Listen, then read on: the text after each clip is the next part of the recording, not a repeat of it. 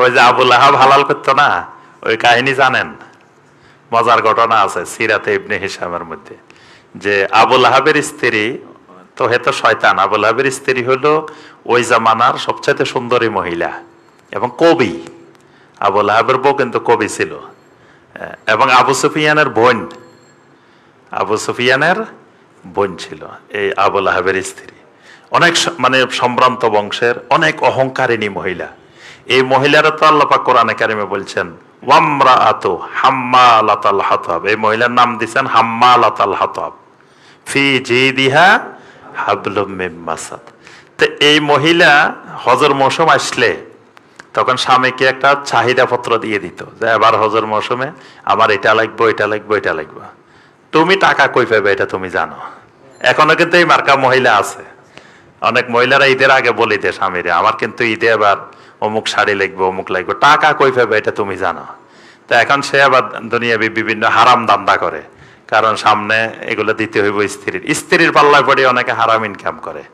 আর স্ত্রী যদি মুখলেস হয়, সৎ হয়, তাহলে অল্প ইনকামেও দেখা যায় সুন্দরভাবে চলতে পারে। এগুলা অনেকটুকু স্ত্রীর উপরে নির্ভর করে। স্ত্রী যদি উচ্চাবিলাসী হয় তখন স্বামী হারাম ইনকাম করে, হারাম ইনকামের দিকে হাত বাড়ায়। এখন আবু লাহাবের স্ত্রী বলে দিছে হজের মৌসুমে এই করতে হইব। তো হজের মৌসুমে বিশাল টাকা পয়সা আসছে। এখন আবু লাহাব চিন্তা করতেছে তো চুরি করতে হবে, চুরি না করলে এত টাকা পাইব কই। তো এবার আল্লাহর করে সামনে দাঁড়াইছে, দাঁড়াই বলতেছে হাজা বাইতুল্লাহ, এই যে ঘরটা এটা হলো আল্লাহর ঘর, ঘর এটাও আল্লাহর। আনা আব্দুল্লাহ, আমি হলাম কি আল্লাহর গোলাম, এই ঘরও আল্লাহর, আমিও আল্লাহর। আখাযতু বিসমিল্লাহ, এখান থেকে যেটা নিলাম এটা আল্লাহর নামে নিলাম, বিসমিল্লাহ বলে নিলাম। ঘরও আল্লাহর, আমিও আল্লাহর, মাল এগুলো আল্লাহর, আল্লাহর মাল সবই তো আল্লাহর, আল্লাহর নামে নিলাম বাস বিসমিল্লাহ। তো একজন দূরের থেকে দেখছে, হে আসে দিছে মায়ের, হাজা দরবুল্লাহ, মায়েরও আল্লাহর, সবই আল্লাহর মায়ের, এটাও কার, এটাও আল্লাহর মায়ের, তবে আল্লাহর পক্ষ থেকে। তো এখন কথা হলো আপনার অনেকে কি করে, এইরকম আমাদের দেশের অনেক আছে, হজে নিয়ে যায় হাজিদেরকে, কোরবানির টাকা নিয়ে পরে ধরেন 50টা 100টা নিয়ে অল্প কয়েকটা দিয়ে বাকি টাকা সে বিসমিল্লাহ আখাযতু বিসমিল্লাহ আল্লাহর নামে সে নিয়ে নিজের পকেটে ঢুকাই ফেলায়। অনেকে এই ব্যবসা করে।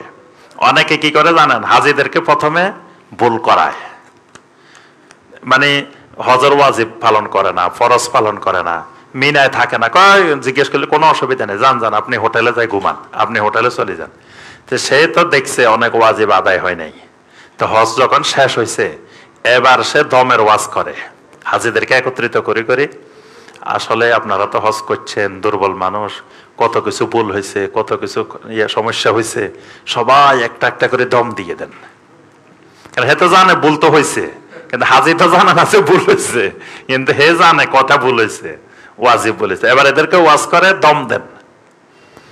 ধরেন একদম যদি 300 রিয়াল, 400 রিয়াল, 500 রিয়াল করে করে লয়, সব হাজিরে উদ্বুদ্ধ করে কোনখান দিয়ে ভুল হয়ে গেছে। হাজি কয় সব খবরদার, আসলে তো ভুল হয়ে যাইতে পারে, কোনখান দিয়ে না কোনখান দিয়ে ভুল হয়ে গেছে। হে কিন্তু জানা না কোনখান দিয়ে ভুল হয়েছে, কিন্তু সন্দেহের উপরে দম দিতেছে, আর দম এগুলা সব ওই লোকের পেটে যাইতেছে,